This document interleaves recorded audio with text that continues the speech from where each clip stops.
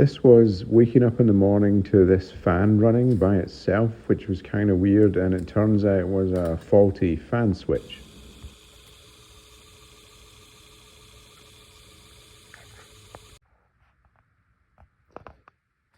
So the fan was disconnected. The two cooling fans, the one on the passenger side was okay. The one on this side though was disconnected because it kept running after the car was shut off, and there's just a plug underneath there that could be disconnected, so the car could be driven in the winter at least like that. But I'm going to go ahead and take this apart and then look at fixing the connector there and then replacing some of those hoses as well.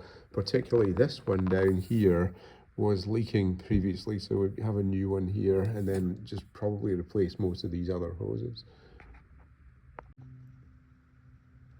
So we're just back under the car again. This is the main reason for replacing all these hoses, other than just that thermo switch that broke for the fans. But under here is where the hoses here, and there's a coolant leak here that's been going on for at least a few months. It's pretty minor, but we'll have a look at it when we take that hose off. And other than that, there's just a surprising amount of dead bugs around the cooling system here, but there we go.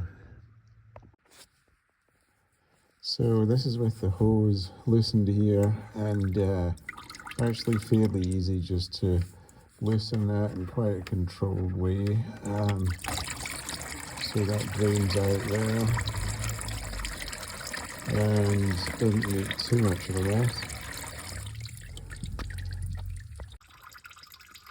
So we're just going to let this drain for a bit, but it didn't make too much of a mess after all. Just taking off that lower hose, and anyway it was going to be replaced. And then now that's drained, we can get the thermo switch off, which is up here, and it's certainly a lot more accessible with the fans off, and shouldn't make too much of a mess getting that out.